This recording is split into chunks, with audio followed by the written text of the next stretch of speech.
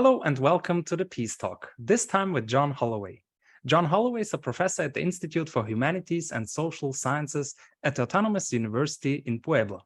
He's a sociologist and philosopher whose work is closely associated with the Zapatista movement in Mexico. His book Change the World Without Taking Power and Crack Capitalism were translated in many languages and are well known around the world. Dear John, I thank you very much for your time. It's a great honor. No, thank you, Josef. I'm delighted to be with you.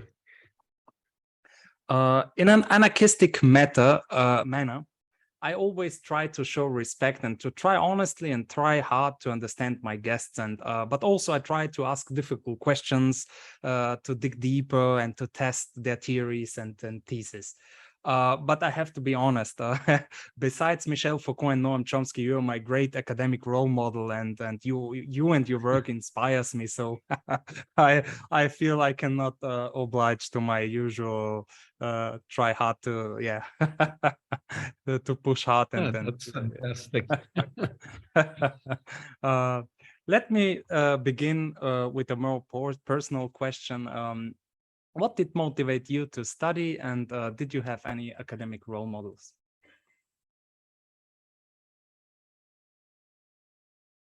I went through a process, I suppose. I started off studying languages and then law. And I actually did my PhD on law, on European law. But during the process, I started to read other things. I started to read Lukács. I started, above all, to read Ernst Bloch. And by the end of my PhD, I was trying to find a way out of law. And managed to. I was fortunate in getting a job in a department of politics, which then let me spread my wings, I suppose.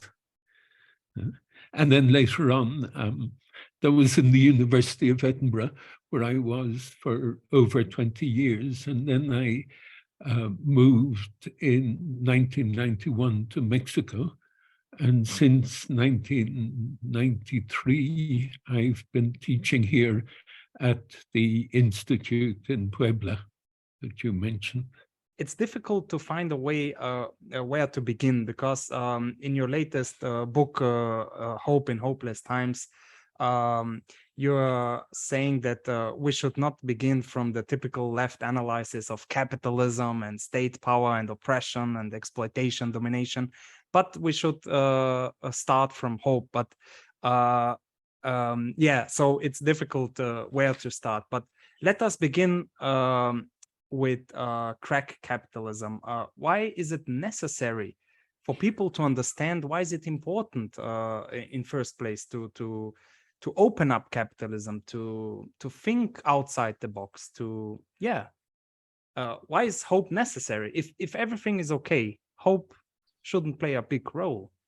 So there must be a problem that we are attacking, that we are facing. So maybe we should begin with the negative side. Yeah, I think that I feel that the starting point is really important. If somebody is listening to this interview, then really the starting point for them should be, well, why am I listening to it? Why am I interested in this? And I think if somebody is listening to this, then there is already some sort of critical restlessness there. Some feeling that things are not all right. Some feeling that we live in a world that is going in the wrong direction, or that is topsy-turvy, as Marx puts it.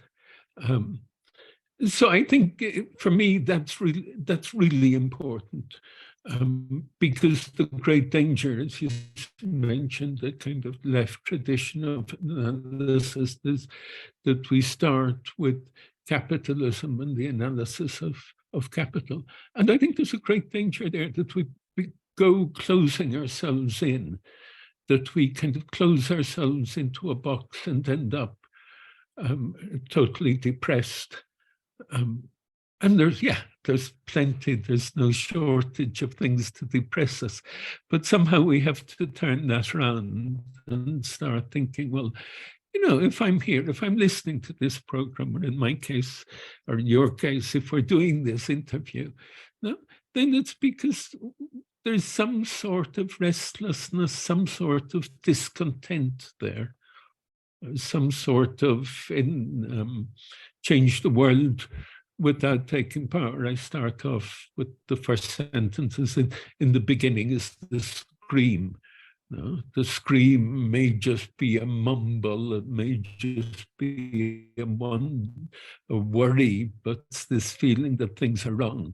No, and then yes, with you know, obviously the more we think about it, the more we, I suppose, the more this feeling that there is something is wrong strengthens itself. No, I mean, we begin to, all over the place, global warming, war, growing tensions between China and the United States, destruction of biodiversity,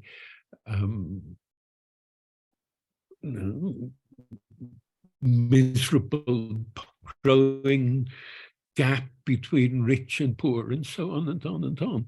And that's why we begin, the idea of crack capitalism as well. How do we, is there some way in which we can break from that, or at least create spaces or moments where we walk in the opposite direction? That's very important, yes. And your book, Change the World Without Taking Power, was first published in 2002. And it's translated by my friend and colleague Petr Piperkov into Bulgarian also. And on this, I want to take the chance to give a shout out to the Bulgarian Fabrika Autonomia and all the anarchists there. I love you guys. And in this book, Change the World Without Taking Power, you give a voice to an idea that's central to the alter globalization movement, to the Zapatista movement, and also to the movements in Brazil, the Indignados. And you said that the anti-capitalist movement or position must be polymorphous, polyvocal, polylogical, and necessarily discordant. So what do you mean by that? So this is all, I feel here some sort of critique of the orthodox Marxist, Leninist wing that, okay, first we should take power, and then we restructure society. Then we make an egalitarian society. Am I right? Yes, I think really the starting point is the feeling that we're kind of stuck in a dreadful dilemma.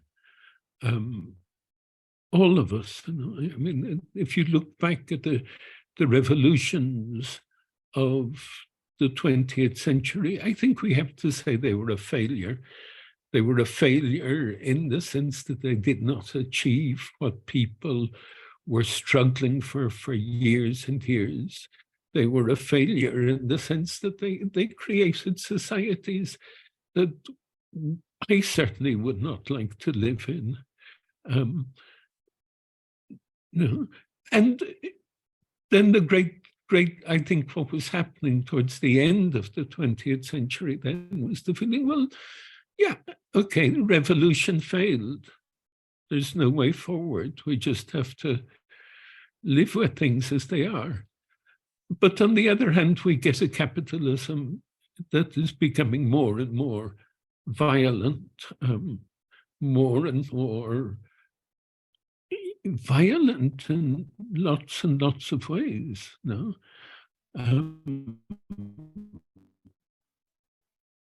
So we're kind of forced back to this question.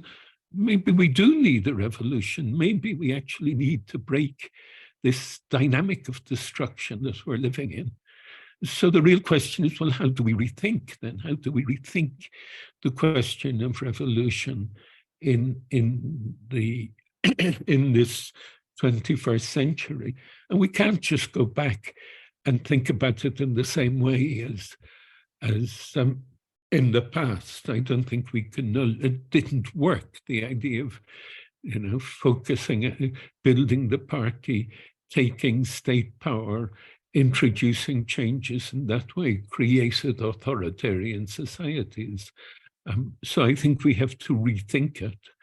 I think there have been lots of rethinkings over the last 20, 25 years, partly kind of coming obviously from intellectuals, but also very much from the movements themselves. No, I mean, with the Zapatista movement playing an enormous role, the Kurdish movement in recent years, and also lots and lots of smaller movements. No, people dedicating their lives to rethinking how we can bring about radical change. No? Yeah, and there is this difference in tactics and strategies, but maybe they are not. They are not a reason to be divided. As far as I understand, the book "Crack Capitalism" is, for example, because there are many approaches. The anarchists tend to think of just outside and just bottom up in this approach, and the orthodox Leninist Marxist are tending, okay, let's control the state and then let's make an egalitarian society. But then there is some sort of a mix. In my eyes, it is Rosa Luxemburg and her approach of radical reformist approach. It's some sort of a mix, bottom up and top down. And and maybe it's not a dilemma. Maybe it's maybe we can add many strategies, and maybe we can crack here and crack there. For example, yesterday the Communist Party in Salzburg gained a lot of votes, and for the first time in Austria we have in Graz a communist, and now in Salzburg there is a growing. And for such a conservative country, it's some sort of revolution. So there are small things happening already, and yeah, maybe it's not a contradiction. That's what I'm saying. That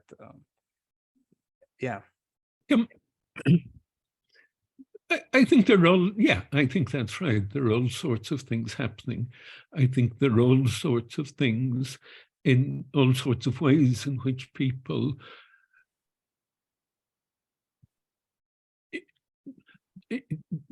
I suppose think about how the world can be changed, worry about it.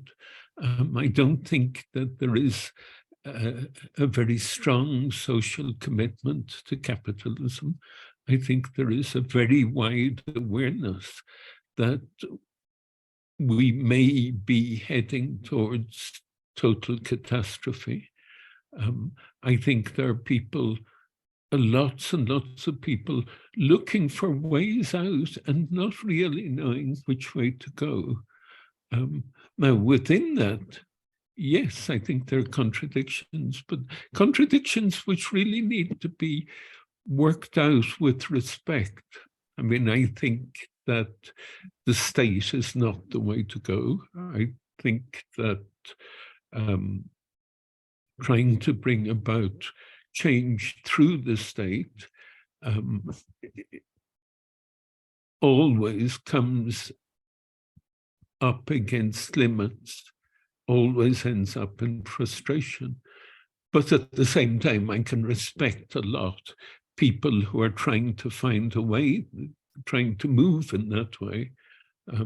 So I think that, yeah, contradictions, but contradictions in which we go talking about, well, what's the best way to do it? What are the best ways to think about organization, for example? Absolutely.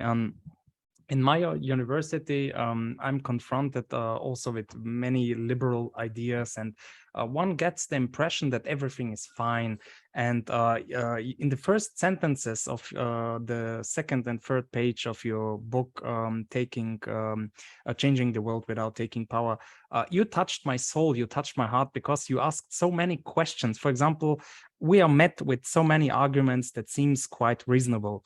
There are so many ways of bouncing our scream back against us, of looking at us and asking why we scream. It is because of our age, our social background, or just some psychological maladjustment that we are so negative. Are we hungry? Did we sleep badly? Or is it just premenstrual tensions? Do we not understand the complexity of the world, the practical difficulties of implementing radical change? And I'm confronting, I was confronted many times with, yes, exactly these questions. And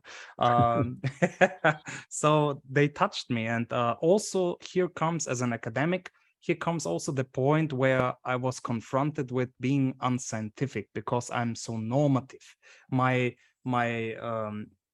Yeah, I want to change the world. I see a problem and I want to change it. And so I could not be objective. So my question is, you as an academic, how can we treat this kind of subjectivity versus objectivity?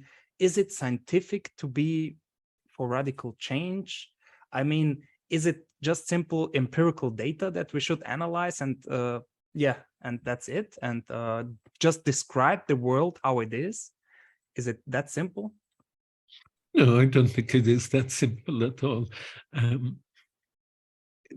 To try and, I mean, well, I've said it already, but I'll say it again, that I think this question of the starting point is tremendously important. Starting point for everything we do, for the way we teach, for the way we think about the university, for the way that we write essays or theses, whatever. Because I think if you start from some sort of pretended objectivity, then you're actually starting from a lie. You are suppressing yourself. You are negating what takes you to the point of wanting to learn or wanting to talk. No? And you may think, well, what I'm saying is critical, but I think that, I'm saying capitalism is dreadful or whatever. But I think if we suppress ourselves, then this ends up leading us into big problems. I think we have to start from ourselves, not in the sense of saying, oh, we are right. No, of course not. But starting from ourselves in the sense of recognizing our own starting point, in the sense of, well, my starting point is, a scream against capitalism. My starting point is horror at seeing that 100 more refugees drowned in the Mediterranean today, for example. No, and then to move critically from that. No, I mean, okay, you're criticizing yourself. You're recognizing, first of all, that you're not the only person who's screaming, that I am part of we, but also you're recognizing some sort of antagonistic relation with the world that surrounds you. And then you want to understand what that antagonism is and how we can understand it. And that, of course, wanting to understand that the form of that antagonism and the dynamic of that antagonism may, we hope, lead you to reading Marx's Capital, for example. No, but at least you're recognizing your initial concern, your initial anxiety. No, and that just seems to me enormously important. Absolutely. Maybe now we can go forward. We can move forward. Let's go back to your book, Hope in Hopeless Times. You mentioned also Ernst Bloch, and there is a concept of hope. Let me ask you, for example, because there are many concepts and yeah, of hope. For example, the Hollywood happy ending that in the end some superhero, maybe Spider-Man or maybe Elon Musk, will save the world by inventing a super machine or something like that. Or there is this liberal theory of hope that if we work hard enough, this typical meritocracy, if we work hard enough, in the end, everything will be fine. So yeah, there is this hope. But I believe you mean something different. Please explain us what kind of concept lies behind this book, and how do you use Ernst Bloch? Yeah, Ernst Bloch, for me, was very important as a starting point.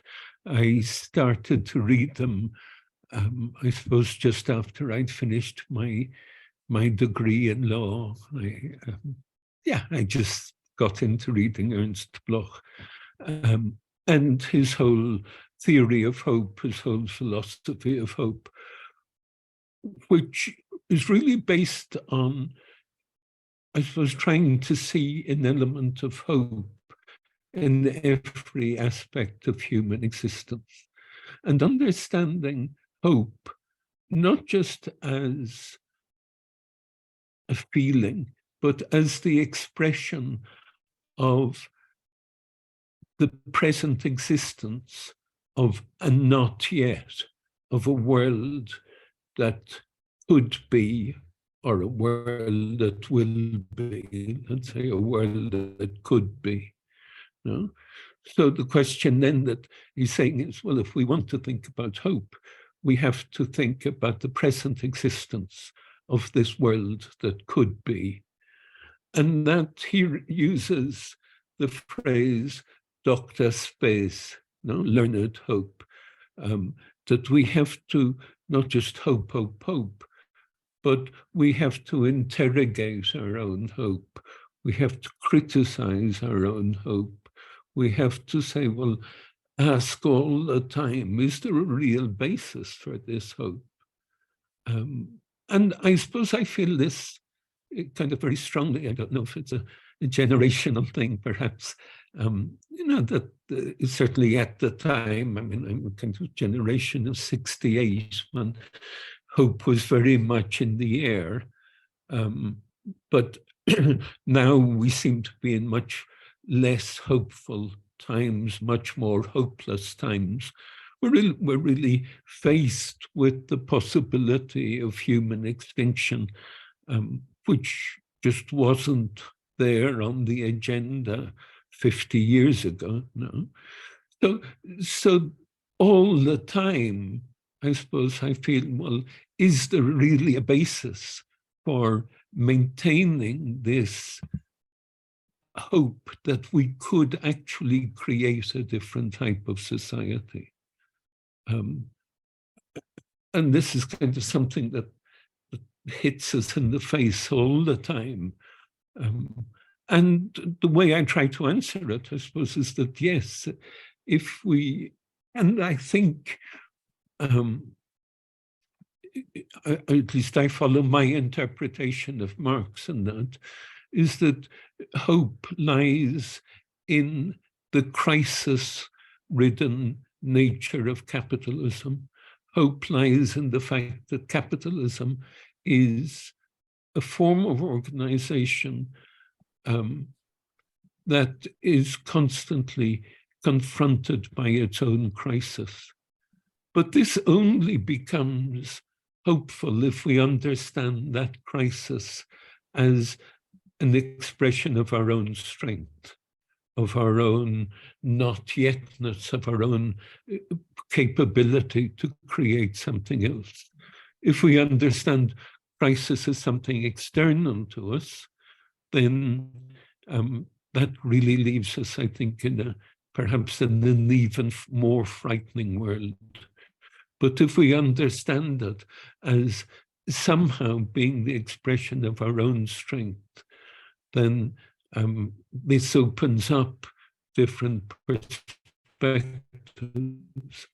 And then what I try to do is to follow that through looking at money in particular. Money as being the kind of supreme expression of capital and the way that it penetrates into our lives on a daily basis, and asking if there is some way that we can think of money as a form of social relations as being in crisis, as being fragile.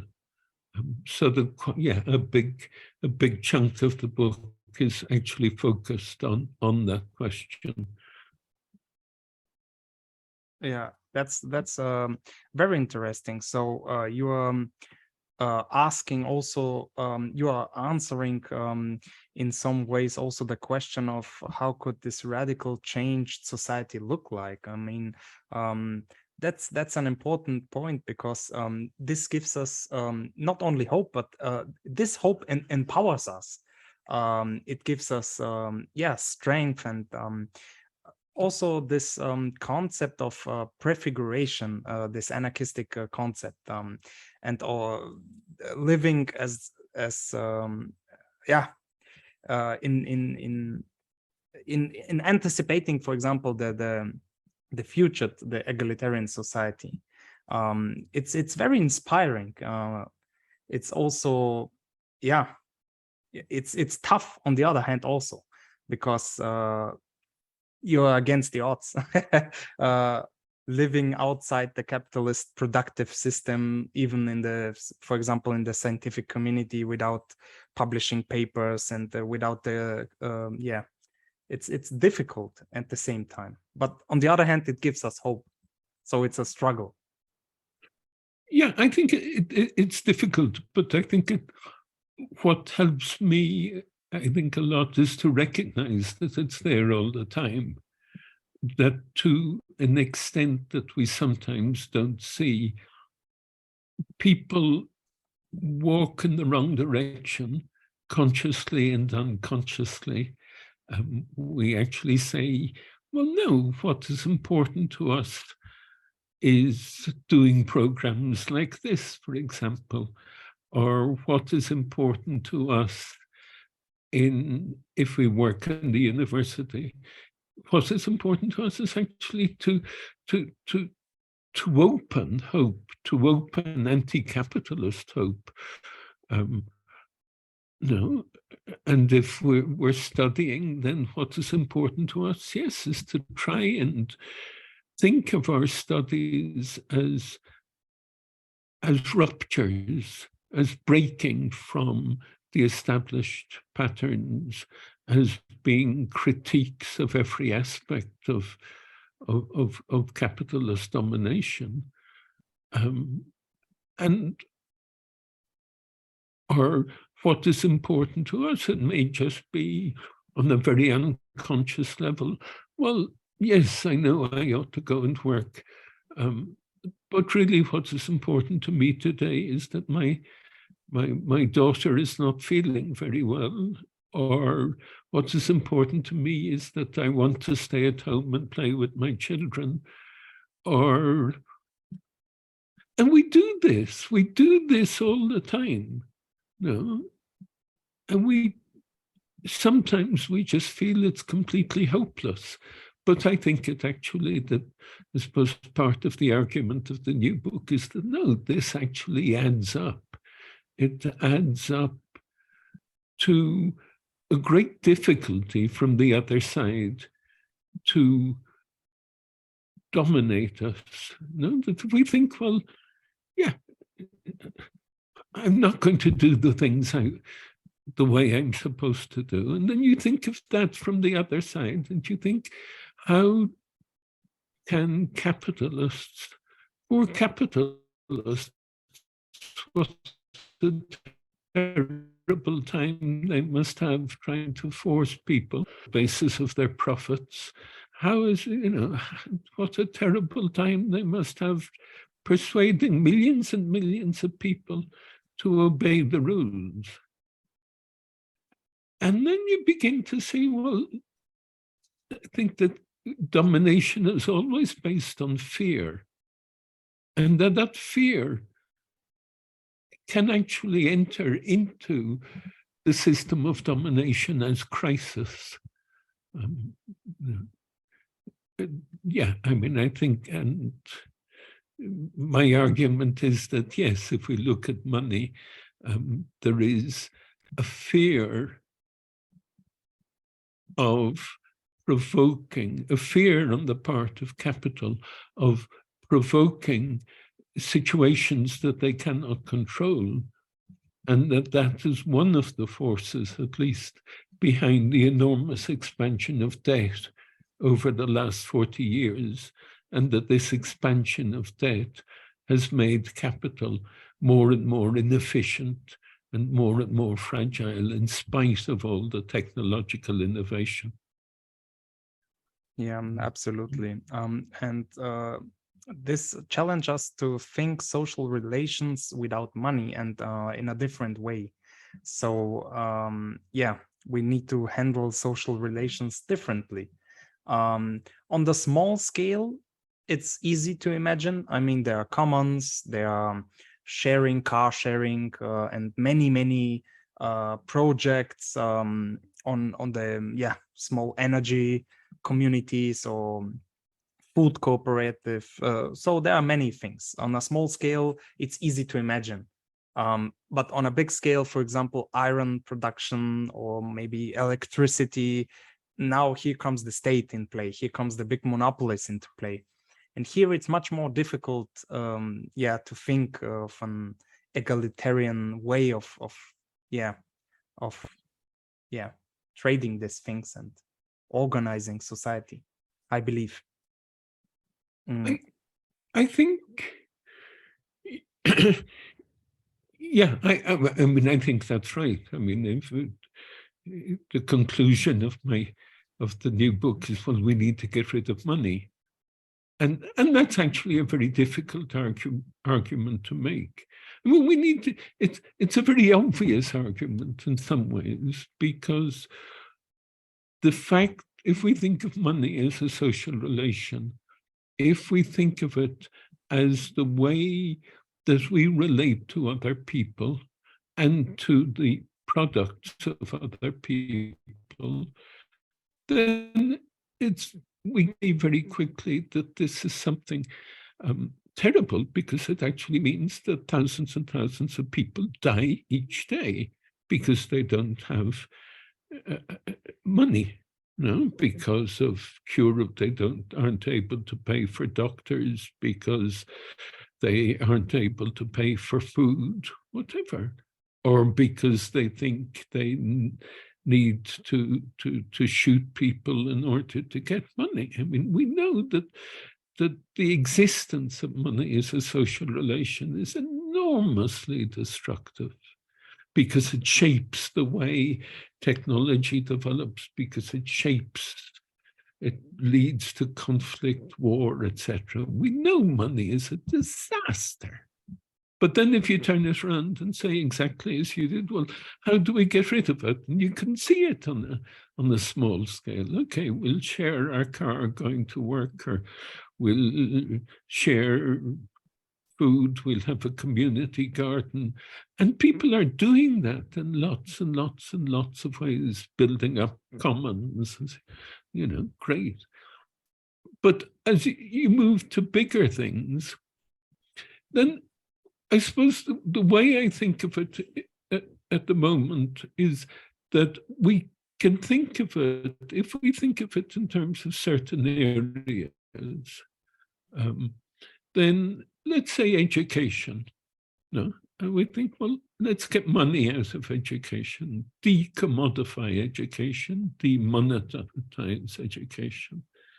Then this is something that has been in the air, has been a social demand for well over 100 years, no? And that an awful lot of people will support. No? Okay, let's move on from education to healthcare. Again, let's decommodify healthcare completely. Again, we'll find enormous social support. If we move on to music, which is an interesting example, yes, I mean, there people don't have a slogan of decommodify music, but in practice, that's what we all do. No, we get access to music, but we avoid paying for it. No, as much as we can. No. And you can move on and on and on. Water is the obvious example as well. Decommodify water. No, again, a huge movement in all the world. No, I mean, I think if one begins to think of it in that way, then it becomes less mad in some sense. No, it becomes more realistic, more practical, and people say, yes, that's right. No, with the energy crisis at the moment, okay, let's decommodify energy. No. Absolutely, I totally agree. I wonder if there is any connections, because in my mind I had, you wrote a magnificent book together with Edward Thompson. It's quite a long time ago, but I learned a lot from this book, and because it gave me a total different perspective on time. Because there I understood for the first time that time could be seen very differently, and that is also a social construct in some ways. Because in pre-capitalist societies, time was different. If you ask somebody, and this was the example in the book, if you ask how long does it take to build a, I don't know, a table, and he would answer, I don't know, I go to piss 2 times or something like that. So a very funny answer. So yeah, it is not so obvious. And what is work and what is money? Money and work are, in my opinion, lifetime. It's basically that. And so that's where I linked it to the one of your first books. It's yeah, maybe we should change our concept of time. Maybe we should spend more time on our family, with friends, with healthcare, with enjoying ourselves. I believe Audre Lorde and Michel Foucault wrote about self-care as an important concept, being strong, being healthy, as being happy, and being content with things you are doing. That's a starting point in a fight. Being weak, you cannot fight. So maybe we should start of having a different understanding of time. Maybe that's what should be our starting point.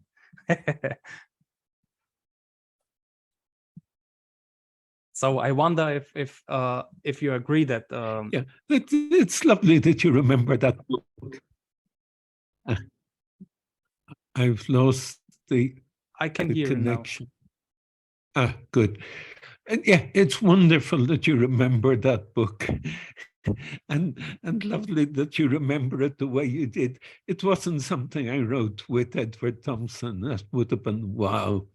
No, the publishers in Germany decided to publish his wonderful essay on time, and they asked me to write a preface to it.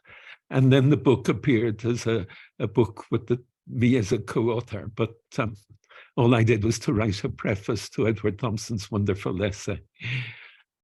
But yes, absolutely, what you say, the question of time is really important.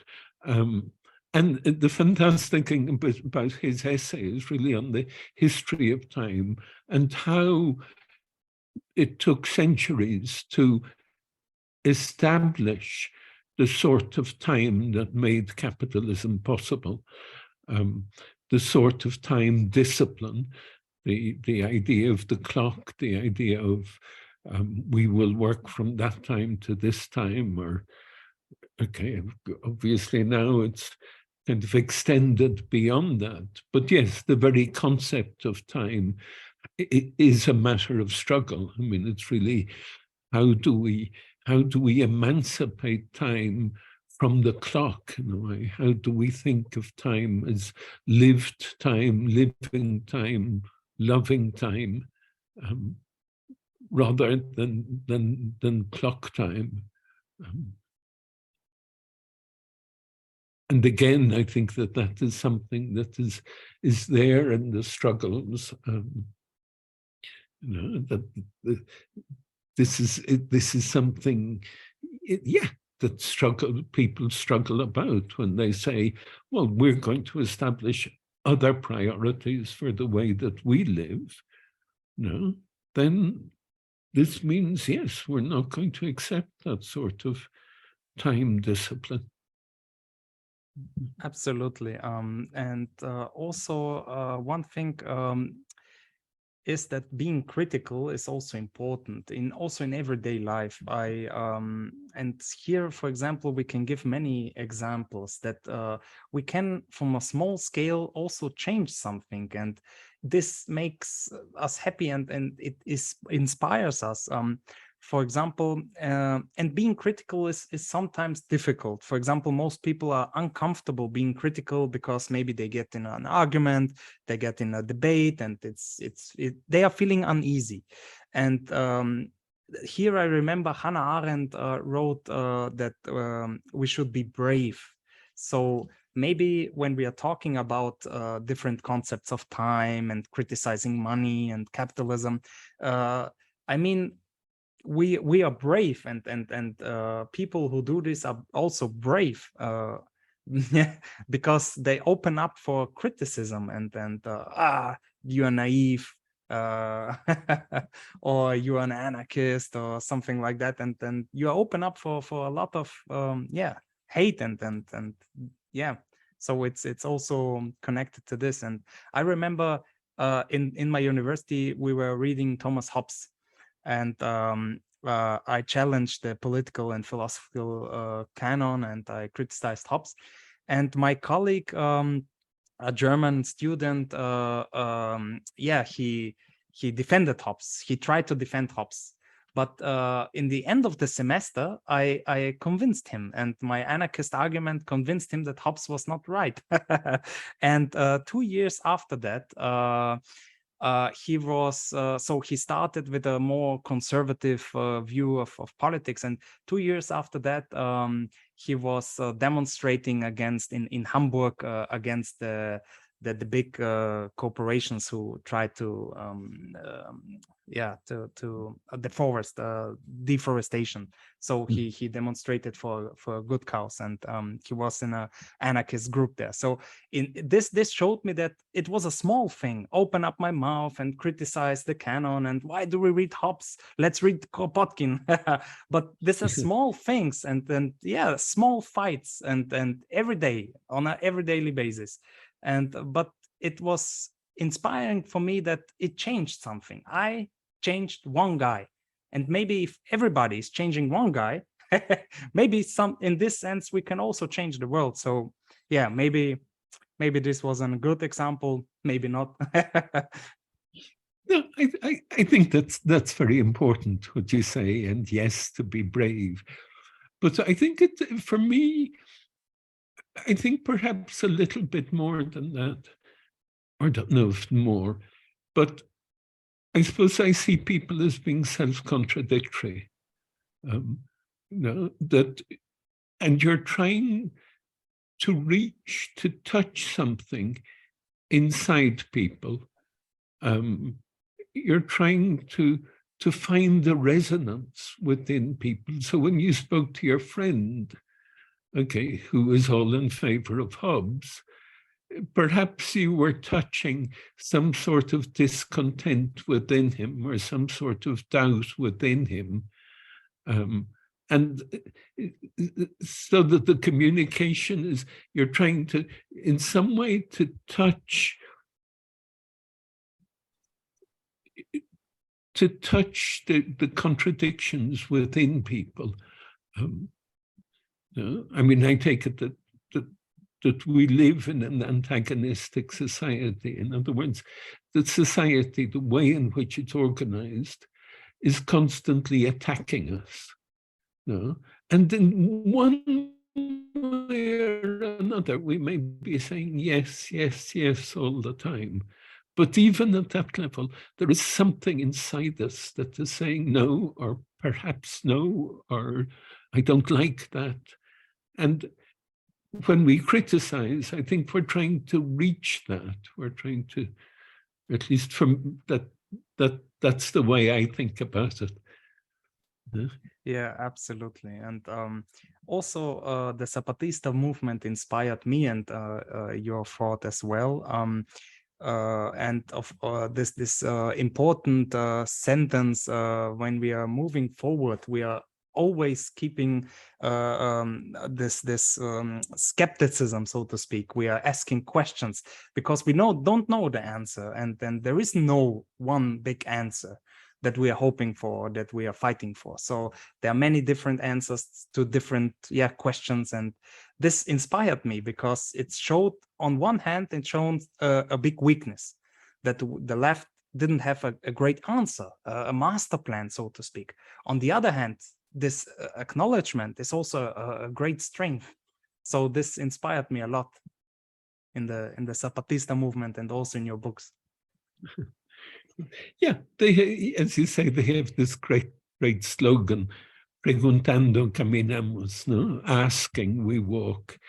And I think that for me is very inspiring, because we don't have the answers. And to pretend, there's always a great pressure, I think, to feel that we have to give the answers. And to say, well, no, we don't have the answers, relieves that pressure. And it also changes the whole concept of politics. Because if we have the answers, then what is important is to explain them to other people. And that implies a kind of hierarchical, monological concept of politics. If you say, no, well, we don't have the answers, then you're saying, well, I don't have the answers. I have lots of ideas and, experiences, but I don't have the answers. So let's sit down together and exchange experiences and ideas. And you get into an idea of dialogue. Politics as dialogue, not as monologue. And into an idea of horizontal politics, politics as assemblies, councils. Absolutely, yeah. Absolutely. So maybe one of my last question is, my friend Richard told me to ask you what's your opinion, for example, on Michael Hart and Antonio Negri, and they are speaking in their books Empire, they are speaking about the multitude. So in my opinion, you are not far away from them in grasping society as a multitude. We are different things, but when we come together, we can organize and in an egalitarian way maybe I passed the question to you. Yeah, I think that's right. I think we're not very far away. We have theoretical differences. We come from different theoretical lineages, I suppose, but not very far away in practice. Michael Hart and I exchanged a whole series of letters. This is what, maybe 10, 15 years ago, I don't remember, trying to talk about our differences and the implications of those differences. And that was a really lovely experience, because it was kind of very collaborative, very interesting, certainly for me. Then now let's move to my last question. You and Andrej Grubačić, who I had the privilege to interview as well, and many other scholars and activists were cancelled from the University of Hamburg. So let's talk about this event. What was this event? What is it standing for? Alternative and thinking about society and also criticizing, and what is your reaction to the cancellation? No, very good that you mentioned that, because the cancellation was absolutely scandalous. I've just come back from there. The conference did take place in the end, but not in the university. It was, I think, the fourth of a series of conferences connected to the Kurdish movement, but much broader than that, and the first three had been in the University of Hamburg without any problem, in the magnificent auditorium there, Audi Max, no? And extremely well organized. And this time the university said, this is a huge, and these are conferences that take place every 3 years that involves a huge amount of organization, where there are about 1,000 people, where there's simultaneous translation into 8 different languages. And just a week beforehand, the university said, no, sorry, you can't do it here. Just atrocious. But the reason they said that you can't do it here was that they had been contacted by the Verfassungsschutz, the German secret service, to say, well, these people are extremists. You shouldn't have them in your university. And the university said, okay, yes, we agree. We will do what you say. Yes, sir. Yes, sir. And expel the conference from the absolutely shocking, absolutely horrific. It goes against all my understanding. I suppose I have this romantic idea of universities, particularly of German universities in a way, because of the whole influence of Ernst Bloch, and those years, as being places where you can develop rigorous, theoretical, critical discussion. And this is the university saying, no, you can't do that. Absolutely horrific, shameful. Anyway, the conference took place in another building. It went extremely well. I found it very interesting indeed. It was made up of 5. There were a whole lot of workshops, but the main sessions were divided into 5 topics. The first was on ecocide, destruction of the ecological environment. And then I think the second was on society side, or something, the way in which capitalism is destroying not only the natural environment, but all aspects of society, really. The third was on art as resistance. The fourth, I think, was on fourth and fifth, I don't remember exactly, but on different forms of resistance and organization with people, from all over the world. So one of the speakers was Mary Chewy, who's an important figure in the National Indigenous Congress in Mexico, which is very close to the Zapatista movement. There were speakers from the Amazon region of Brazil who are struggling against the destruction of the forest and of their way of life there. There were speakers from India, from Pakistan, from different sections of the Kurdish movement, from and so on. Academics like Andrei Grubacic, like Harriet Friedman, a Canadian professor, really excellent on the question of ecology and life, and myself. I found it a terrific experience, extremely enriching, extremely exciting as well, I think, in terms of perhaps being a step forward in launching or strengthening the unity or strengthening the connections between radical spaces and universities around the world and radical movements such as the Kurdish movement, such as the Zapatista movement, such as the different other movements that, you know, that were there. And So, yeah, I have to mention that there was a big scream, to put it in your words, from the academic scene in Germany. Friederike Habermann, Alex Demirovic, and many, many other great scholars from Germany did sign an open letter, and they showed solidarity, and yeah, I mean, it's an act against free speech. It's an act against the scientific values to open up a debate, to show our premises and theories and theses, and let's put them on the table. Let's discuss them. Why is it?